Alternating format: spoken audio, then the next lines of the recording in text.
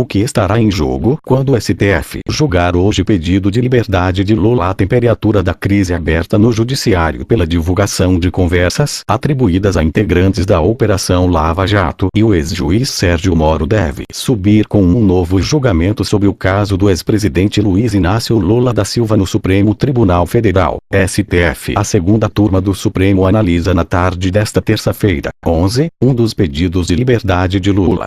O julgamento ocorre 2 dias depois da revelação de supostas conversas entre o atual ministro da Justiça e Segurança Pública e procuradores da Força Tarefa em Curitiba, pelo site The Intercept Brasil.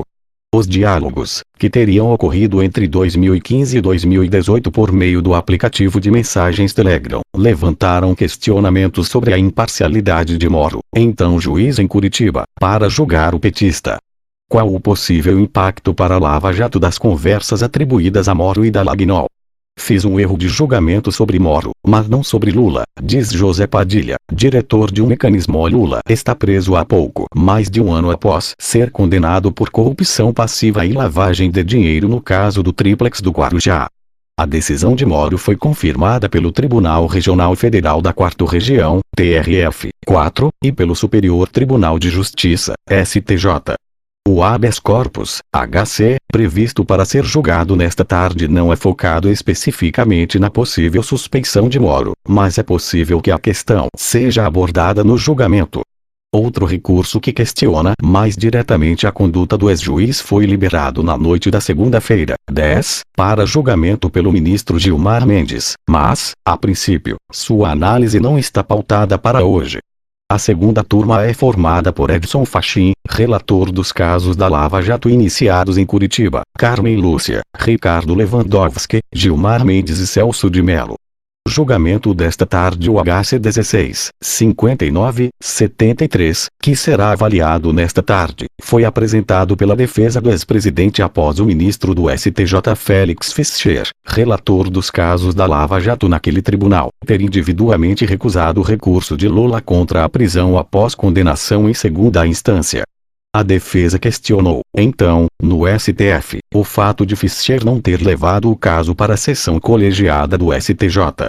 Após esse movimento, a 5ª turma do STJ analisou outro recurso de Lula contra a primeira decisão de Fischer. Nesse julgamento, os ministros confirmaram a condenação do petista pelo TRF-4, mas reduziram a pena de 12 anos e 1 mês para 8 anos, 10 meses e 20 dias. Apesar disso, a defesa de Lula mantém o recurso no Supremo que tenta anular a primeira decisão do relator. Um dos argumentos é que os advogados não tiveram oportunidade de fazer sustentação oral no STJ, limitando o direito à defesa.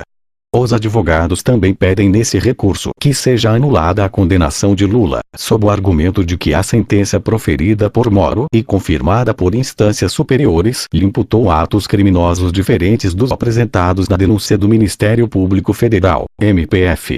Segundo a defesa, embora o MPF diga na denúncia que Lula recebeu um imóvel da empreiteira Oz em troca de favorecimento da empresa em 3 contratos específicos da Petrobras, a sentença reconhece não ser possível identificar exatamente a origem dos recursos que teriam sido desviados da estatal em favor do petista. O relator do SHC, ministro Edson Fachin, recusou o pedido em fevereiro. Em sua decisão, ele considerou o julgamento do caso no STJ não estava concluído e, por isso, não caberia ao STF derrubar a decisão monocrática de Fischer. O caso agora será analisado pelos demais 4 ministros. HC que pede a suspeição de Moro. Já o HC 16-44-93 tem como foco principal discutir a atuação de Moro. Nesse recurso, a defesa alega a suspeição do ex-juiz para atuar nas ações penais abertas contra Lula e pede a nulidade de todos os atos processuais de Moro, o que resultaria na libertação do ex-presidente. O julgamento havia sido interrompido em dezembro por pedido de vista do ministro Gilmar Mendes, após Edson Fachin e Carmen Lúcia votarem contra a solicitação. Mendes liberou ontem o caso para julgamento, mas ele não está previsto para a sessão de hoje. A tendência é que as conversas reveladas pelo Intercept Brasil sejam usadas pela defesa para reforçar o pedido de suspeição. Até o fim do julgamento, os ministros que já votaram podem mudar seus votos, caso entendam haver elementos novos. Os diálogos divulgados no domingo indicam que Moro teria, por exemplo, sugerido ao coordenador da Força-Tarefa da Lava Jato em Curitiba, Deltan Dallagnol, inverter a ordem de fases da Lava Jato, bem como reclamado da frequência das operações. As conversas vazadas mostram também que o ex-juiz teria recomendado ao procurador em dezembro de 2015 uma possível testemunha a ser ouvida em processo contra o ex-presidente. Quando apresentaram o HC, os advogados usaram como argumentos para mostrar a parcialidade de Moro o fato de ele ter determinado a condução coercitiva de Lula em 2016, mesmo sem ter previamente intimado o petista a depor.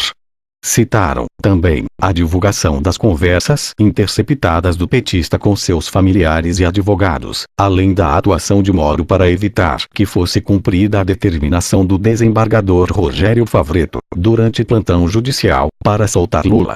HC coletivo. Além dos recursos de Lula, também tramita na segunda turma um pedido de habeas corpus coletivo para libertar todos que foram presos automaticamente após condenação em segunda instância. Esse julgamento começou em maio com voto contrário da relatora Carmen Lúcia, mas foi interrompido por pedido de vista de Lewandowski. Segundo o jornal Folha de S. Paulo, o ministro deve liberar seu voto neste caso hoje. Não há, porém, previsão de que o julgamento também ocorra nesta tarde. O HC coletivo 156.583 foi apresentado pelo advogado Sidney Duran e questiona a súmula do TRF-4 que estabelece a imediata prisão do réu condenado na corte. O advogado sustenta que a necessidade de prisão deve ser fundamentada em cada caso.